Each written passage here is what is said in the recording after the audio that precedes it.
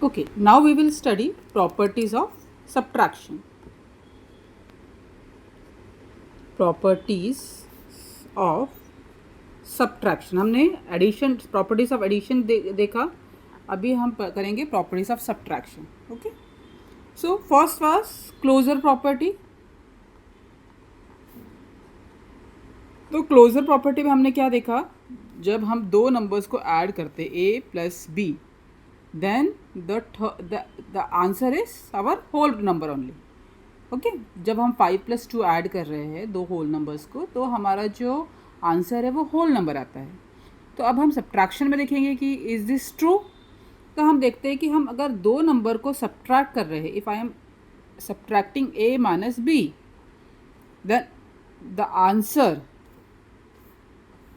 which is coming, okay, C, is whole number or not. तो कैसे देखेंगे, हम देखते हैं if a is 10, b is 4, the answer is 6. This is whole number, this is whole number, and the answer is whole number. Okay, so this is true. If suppose the a is 4 and b is 10, then my answer will be -6. Okay, now -6 is not a whole number, it is a integer. Okay, so what we will say is whole number is not closed under subtraction. Closure property subtraction के case में applicable नहीं है. Now commutative property.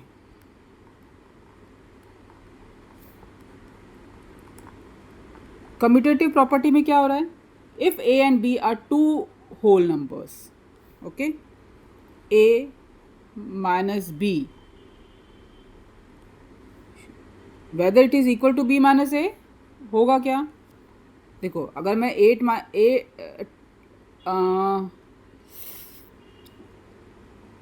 4 - 3 करती हूँ तो क्या होता है, 1 होता है. 3 - 4 करती हूँ तो -1 होता है. 1 and -1 are not equal. Okay, so a minus B is not equal to b minus A. ठीक है, अगर हम 0 भी लेते हैं, a अगर 0 है, b अगर 8 है, 0 - 8 is -8.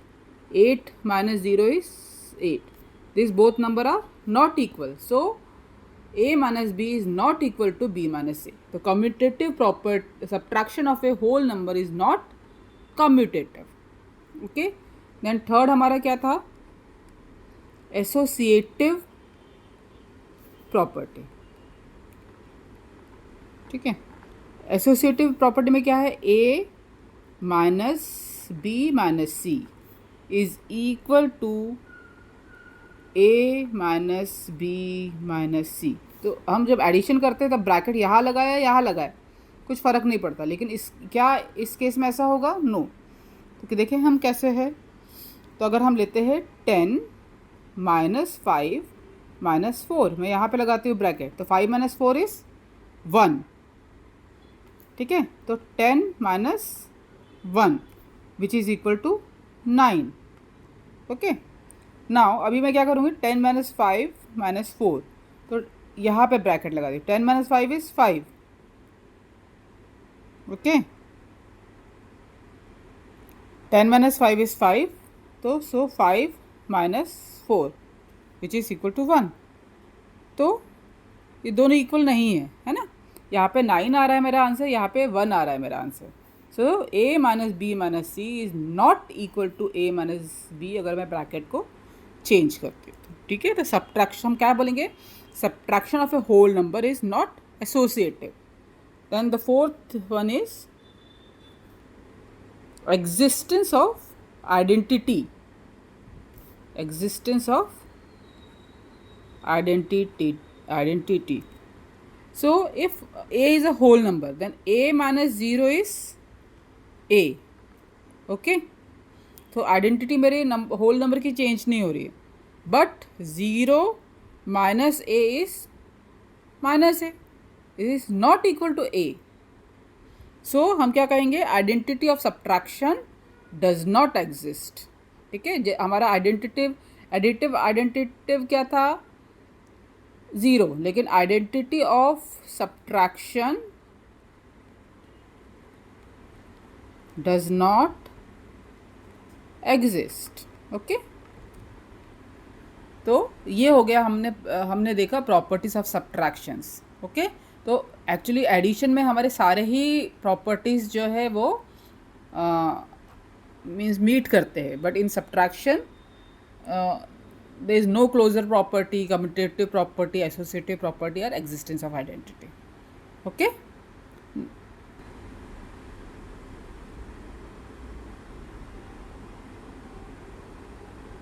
okay, now we will see the exercise 1.1. the smallest whole number क्या है? It is 0, है ना?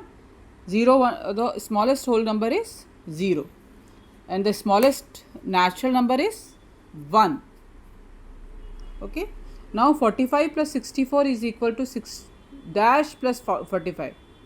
तो 45 plus 64 is equal to 64 plus 45. कौन सी प्रॉपर्टी है ये? This property is called commutative property. Dash is the additive identity of whole number. क्या है additive identity? 0। Okay, now true और false. The smallest whole number is 2 less than the smallest prime number. तो smallest whole number हमारा क्या है? 0। Okay, smallest whole number क्या है हमारा? 0, है ना? And it is 2 less than the smallest prime number. Smallest prime number क्या है? 2। स्मॉलेस्ट प्राइम नंबर 2, तो 2 लेस देन 2 इज 0। तो again both the things are same, है ना? So it is true. The successor of an even number is always an odd number, that is true.